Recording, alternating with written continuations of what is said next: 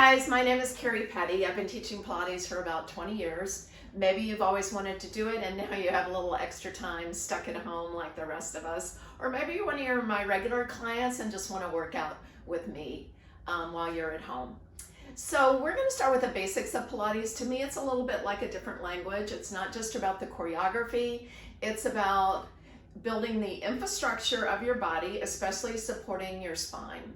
So a lot of us feel like the spine is super strong. We don't really think about the muscles supporting it. So your spine, if you think about it as a spring here, it is flexible. That's a good thing so that when we bend over it doesn't break. But it also needs stability, especially throughout the day in the different positions and stress that we put on it.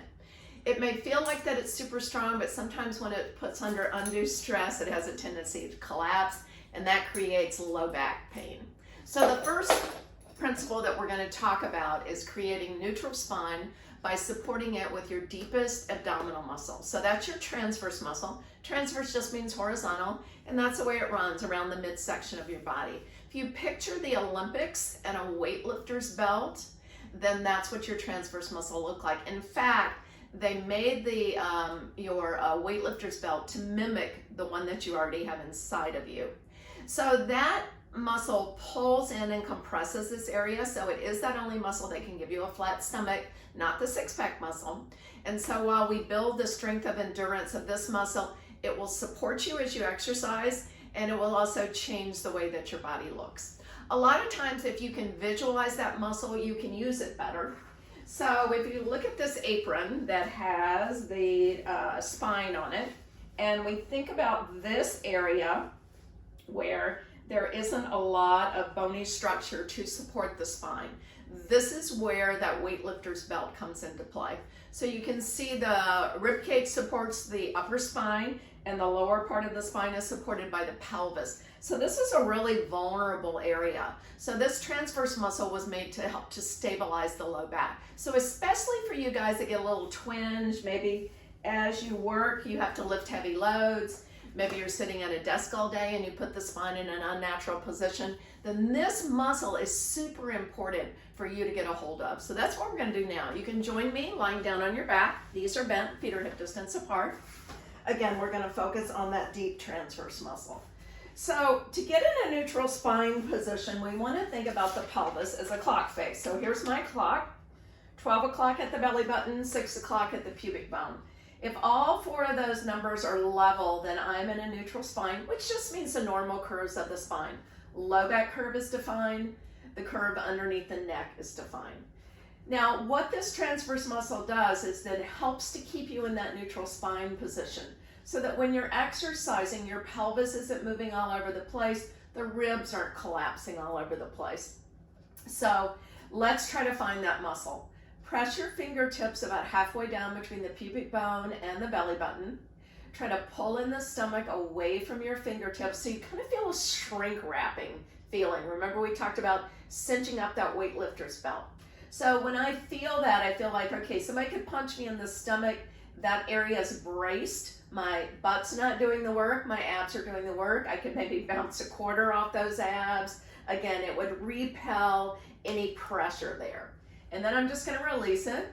I notice that when I release it, because of my regular posture, my pelvis has a tendency to tip backwards. So I'm a little bit of a rounded back person normally. So let's try it again. Now there's a key here. Pulling up on the pelvic floor like you're doing a Kegel exercise also will help you to tighten that transverse better. So I'm going to tighten it. And again, it stabilizes this area.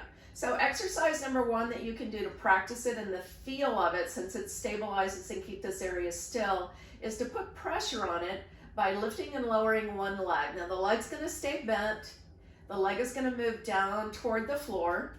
There's a point where gravity kind of starts to pull on it, and the least path of resistance would be for me to arch my back. I know that's not correct, so I tighten my transverse more, pause, and then slowly bring the leg back up. So inhale, I'm going to prepare, think about my transverse muscle. Exhale, I'm going to let the leg reach down toward the floor. Inhale, hold, and then exhale, slowly bring it back up. Slower is harder, slower is better, so you're not moving momentum.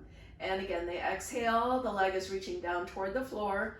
Again, you're trying to feel where the point is, where you really have to tighten that transverse muscle. Otherwise, your back is going to arch and then slowly back up. Remember, it's not about the choreography.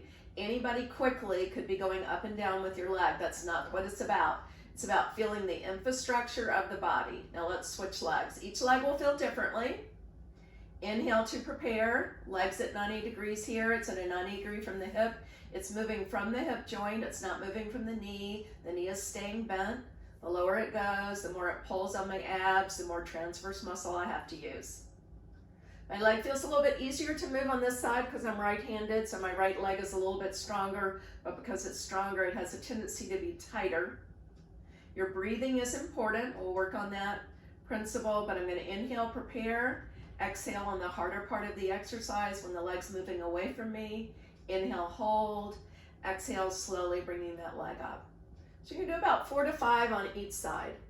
Another way to feel the use of the transverse muscle to keep the pelvis steady is to challenge it in a side-to-side motion. So if I have my pelvic clock on now, I'm talking about 3 and 9 o'clock, so that the pelvic clock again stays level. I'm going to prepare, pulling up on my pelvic floor, tightening my abdominal muscles, letting my legs slowly move out to the side, and then inhale, drop back in.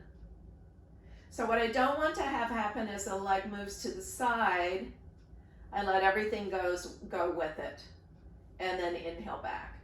So again, the left leg stays still, the pelvis stays level. I let the leg move from the side. As well as using my transverse muscle, I'm also working on flexibility in the hip joint. So you have tight hips. This is great exercise for you too. Inhale to prepare. Exhale, slowly move to the side. Inhale, hold. Exhale, back up. Remember, first thing is core muscles. Secondary is the muscle that moves you. So stabilize first. I'm switching to my left leg now. It can move out a little bit further. Again, it's not quite as tight. And then back up. Inhale, pull up on the pelvic floor, tighten the deep ab. Make sure you think about that before you move. Pause, and then slowly back up. Remember, speed doesn't get you extra points. You got to be able to think about what you're doing. Simple choreography because you're trying to think about something different, the internal part of the body. Third exercise that we're going to do, again, a basic exercise for finding your transverse muscle and seeing how it works, is called marching. If I did this quick, I would be marching like this. My legs are moving all over the place. My hips are moving side to side.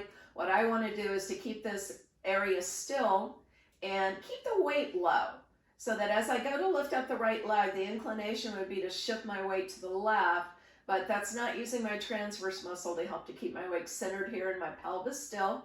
The lower you lift the leg, the better. The more gravity pulls on it, so the harder it is. Inhale to prepare, pull up on the pelvic floor, tighten the abs. On this one, you do alternate the legs. And again, you've got to stop, regather yourself, and then slowly lift the leg up. Again, my tendency, I can feel it. Once I even start to thinking about lifting up the leg, I want to shift the weight, but I want to keep it centered. Think about the centering that you see in a tennis player that's getting ready. He's not sure which way the ball is coming, so he has everything centered here so he can move clicky from one side to the other. Think about a football player on the front line getting low and keeping that weight here. Think about a golfer, all of those things. I took up Pilates to improve my dressage horseback riding. Again, keeping the body weight low makes the horse happier, more understanding of what you're asking him to do. Good. Last one.